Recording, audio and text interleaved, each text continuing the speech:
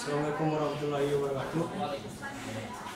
Kami dari kelompok 8 dari kelompok mata kuliah sistem terdistribusi. Pada kali ini kami akan membahas tentang sistem informasi terdistribusi. Kelompok kami yaitu Rahmatan Suryanti, Hajriah Rahmadani Yusna, dan Muhammad Iridian Pade. Pertama, pengertian sistem operasi terdistribusi. Sistem operasi terdistribusi adalah salah satu implementasi dari sistem terdistribusi, di mana sekumpulan komputer dan prosesor yang terhubung dalam satu jaringan. Koleksi-koleksi dari objek-objek ini secara tertutup bekerja secara bersama-sama untuk melakukan suatu tugas atau pekerjaan tertentu. Tujuan utamanya adalah untuk memberikan hasil secara lebih, terutama dalam field system, namespace, waktu pengolahan, keamanan, akses ke seluruh resource seperti prosesor, memori, penyimpanan sekunder, dan perangkat keras. Sistem informasi terdistribusi bertindak sebagai sebuah infrastruktur atau rangka dasar untuk network transparent resource management. Informasi mengatur low-level research untuk menyediakan sebuah platform untuk pembentukan penyusunan higher-level research. Sistem informasi jaringan versus sistem operasi terdistribusi. Suatu sistem operasi terdistribusi yang sejatinya adalah yang berjalan pada beberapa buah mesin yang bertindak melakukan sharing memori, tetapi terlihat bagi user sebagai satu buah komputer single. Contoh dari sistem ini yaitu Amuba.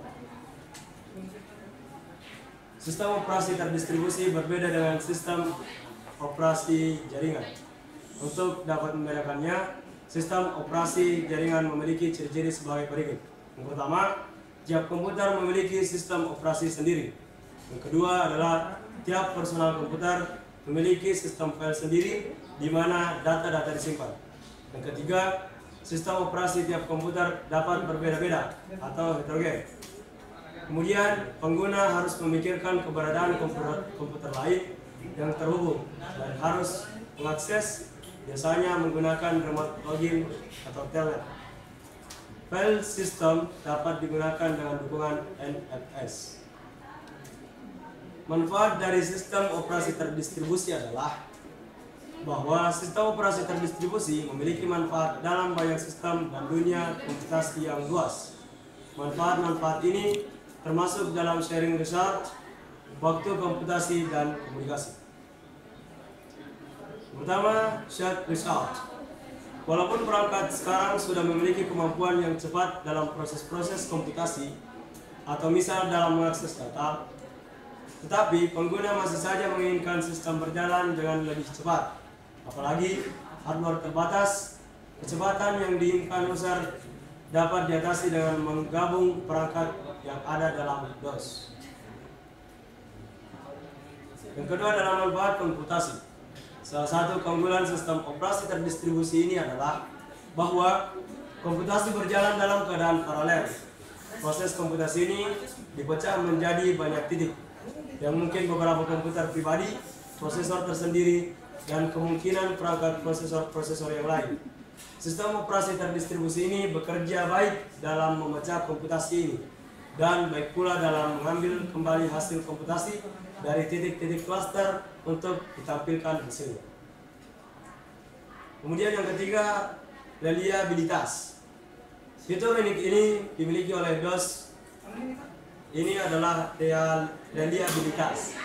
Berdasarkan desain dan implementasi dari desain sistem ini, maka hilangnya satu node tidak akan berdampak terhadap integritas sistem.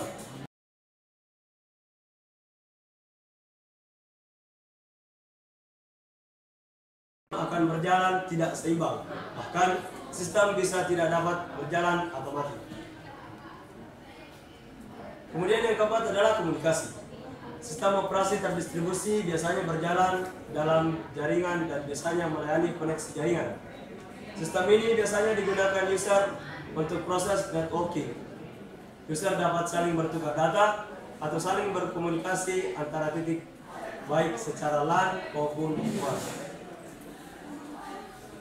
Hardware sistem operasi terdistribusi.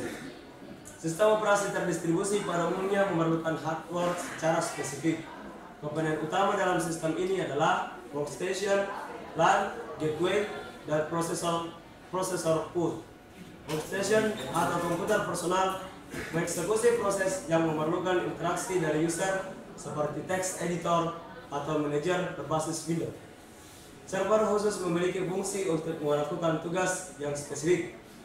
Server ini mengambil alih proses yang memerlukan I/O yang khusus dari larikan disk. Gateway berfungsi untuk mengambil alih tugas untuk terhubung ke jaringan WAN. Prosesor pool mengambil alih semua proses yang lain. Tiap unit ini biasanya terdiri dari prosesor, memori lokal, dan koneksi jaringan. Tiap prosesor mengerjakan satu buah proses sampai proses yang tidak digunakan habis. Untuk selanjutnya, proses yang lain berada dalam antrian menunggu proses yang lain selesai. Inilah keunggulan sistem operasi terdistribusi dalam hal reliabilitas. Apabila ada satu unit pemproses yang mati, maka proses yang dialokasikan harus direstart.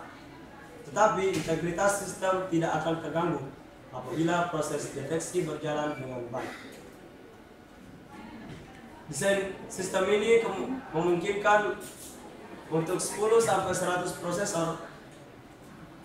Spesifikasi perangkat keras yang harus disediakan pada setiap klaster minimal adalah file server 16 MB RAM, 300 MB hard disk, Ethernet card. Kemudian untuk workstation 8 MB RAM, monitor, keyboard, mouse. Kemudian untuk full prosesor 4 MB RAM, kemudian 3,5 inch floppy disk. Gambar bisa dilihat. Kemudian jenis sistem operasi terdistribusi. Ada berbagai macam sistem operasi terdistribusi yang saat ini beredar dan banyak digunakan. Keanekaragaman sistem ini dikarenakan semakin banyaknya sistem yang bersifat open source, sehingga banyak yang membangun OS sendiri sesuai dengan kebutuhan masing-masing, yang merupakan pengembangan dari OS open source yang sudah ada. Yang pertama adalah Amoeba.